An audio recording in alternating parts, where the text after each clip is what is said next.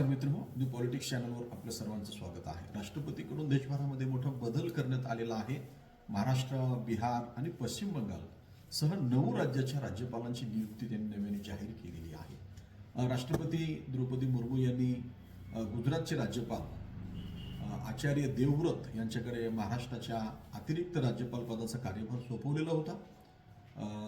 कारण महाराष्ट्राचे राज्यपाल हे उपराष्ट्रपती म्हणून गेले आणि त्यामुळं हा कार्यभार आचार्य देवव्रत गुजरातच्या राज्यपालांकडे सोपवलेला होता. पण आता आंध्र प्रदेशचे राज्यपाल यांची महाराष्ट्राचे नवे राज्यपाल म्हणून नियुक्ती झालेली आहे. जिष्णुदेव वर्मा यांच्याकडे महाराष्ट्राच्या राज्यपाल पदाचा कार्यभार सोपवण्यात आलेला आहे. मित्रहो, राज्यपाल हे पद जसं केंद्रामध्ये राष्ट्रपती हा नामधारी प्रमुख असतो आणि पंतप्रधान हा वास्तविक प्रमुख असतो, तसं राज्यामध्ये देखील राज्यपाल हा नामधारी आणि मुख्यमंत्री हा वास्तविक प्रमुख असतो. पण संघराज्य व्यवस्थेमध्ये केंद्राचं सरकार आपलं स्थान प्रभावीपणे निश्चित करण्यासाठी राज्यपाल पदाचा वापर करत असते आणि म्हणून मग ज्या राज्यामध्ये केंद्राच्या सरकारच्या व्यतिरिक्त पक्षाचं सरकार आहे त्या ठिकाणी राज्यपाल पद हे फार महत्त्वाचं ठरते आणि म्हणून राज्यपालाची भूमिका ही अत्यंत महत्त्वाची राहिलेली आहे. त्या अनुषंगाने सुप्रीम कोर्टाने दिलेला निकाल जो आहे एप्रिलमधला, तो भूषण गवई यांनी, सरन्यायाधीश भूषण गवई हे सेवानिवृत्त होण्याच्या 8 दिवस अगोदर त्यांनी तो निर्णय बदलला. नाहीतर पूर्वी निकाल दिला होता सुप्रीम कोर्टाने की राज्यपालाला सुद्धा 3 महिन्याच्या आत मुख्यमंत्र्यांनी पाठवलेलं विधेयक पास करावं लागेल आणि आता ते ऑटोमॅटिक कायद्यात रूपांतरित होईल. पण आता त्यांनी तो निकाल बदलला की तो त्यांचा भाग आहे विधानसभेचा, कार्यकारी मंडळाचा, आणि त्याच्यामध्ये आम्ही हस्तक्षेप करणारे अशा पद्धतीचं जजमेंट नंतर भूषण गवईंनी दिलं आणि सुप्रीम कोर्टाचं ते जजमेंट वापस घेतलं गेलं. त्याच्यावर आपण स्वतंत्र व्हिडिओ केलेले आहे. राष्ट्रपती द्रौपदी मुर्मू यांनी महाराष्ट्रासह देशातील इतर 9 राज्यांच्या राज्यपाल आणि उपराज्यपालांच्या नियुक्त्या केलेल्या आहेत. राष्ट्रपती मुर्मू यांनी केलेल्या नियुक्त्यानुसार सध्या तेलंगणचे राज्यपाल म्हणून कार्यरत असलेले आंध्र प्रदेश म्हणालो, तेलंगणचे राज्यपाल जिष्णुदेव वर्मा हे महाराष्ट्राचे नवे राज्यपाल असणार आहेत. जिष्णुदेव वर्मा हे नवे राज्यपाल असणार आहेत. या नव्या राज्यपालांच्या नियुक्तीवर राष्ट्रपतींनी शिक्कामोर्तब केला असून या सर्व राज्यपालांचे शपथविधी लवकरच पार पडणार आहेत. दरम्यान देशाच्या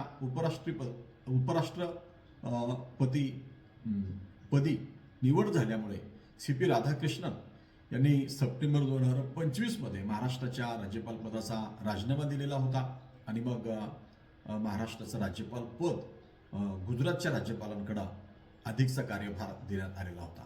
त्यामुळं राजीनाम्यानंतर राष्ट्रपती द्रौपदी मुर्मू यांनी गुजरातचे राज्यपाल आचार्य देवव्रत यांच्याकडे महाराष्ट्राच्या अतिरिक्त राज्यपाल पदाचा कार्यभार सोपवलेला आपण पाहिलेला आहे. त्यानंतर आता जिष्णुदेव वर्मा यांच्याकडे महाराष्ट्राच्या राज्यपाल पदाचा कार्यभार सोपवण्यात आलेला आहे. वर्मा हे त्रिपुराचे माजी उपमुख्यमंत्री होते. तसेच त्यांच्याकडं तेलंगणच्या राज्यपाल पदाची जबाबदारी होती. त्यानंतर महाराष्ट्रासह देशातील विविध राज्यामध्ये राज्यपालांच्या नियुक्त्या करण्यात आलेल्या आहेत. तर राज्यपालासह केंद्रशासित प्रदेशांच्या उपराज्यपाल पदाच्या नियुक्त्यांमध्ये केंद्र सरकारने मोठे फेरबदल केलेले आहेत आणि हे आवश्यक असते. आता हे फेरबदल काय आहेत तर जिष्णुदेव वर्मा यांनी महाराष्ट्राच्या राज्यपालपदी नियुक्ती झालेली आहे. शिवप्रताप शुक्ला यांची तेलंगणच्या राज्यपालपदी नियुक्ती झालेली आहे. नंदकिशोर यादव यांची नागालँड राज्यपालपदी नियुक्ती झालेली आहे. लेफ्टनंट जनरल सय्यद अता हुसेन यांची बिहारच्या राज्यपालपदी नियुक्ती झालेली आहे. आर्यन रवी यांची पश्चिम बंगालच्या राज्यपालपदी नियुक्ती झालेली आहे. आर्यन रवी खाली तामिळनाडूमध्ये होते.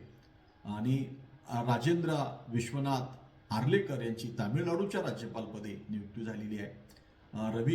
रविंदर गुप्ता यांची हिमाचल प्रदेशच्या राज्यपालपदी नियुक्ती झालेली आहे. कविंदर गुप्ता हे नाव थोडं आपल्याला हे आहे. कविंदर गुप्ता हे हिमाचल प्रदेशच्या राज्यपालपदी नियुक्ती झालेली आहे. विनय कुमार सक्सेना यांची लडाखचे लेफ्टनंट गव्हर्नर म्हणून नियुक्ती झालेली आहे. दिल्लीचे उपराज्यपाल म्हणून तरनजीत सिंग संधू यांची नियुक्ती झालेली आहे. तर असे हे बदल आहेत आणि हे काल रात्री झाले आणि राज्यशास्त्राच्या विद्यार्थ्याला हे सगळे बदल अपडेट माहिती असली पाहिजेत.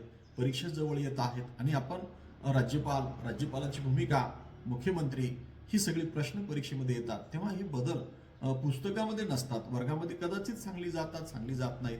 कारण आता 12वीची परीक्षा आहेत म्हणून विद्यार्थ्यांचं वर्गात येणं कमी झालेलं आहे. या सगळ्या पार्श्वभूमीवर आपण ही सगळी नवीन अपडेट लक्षात घ्यावीत आणि परीक्षेला यशस्वीपणे सामोरं जावं.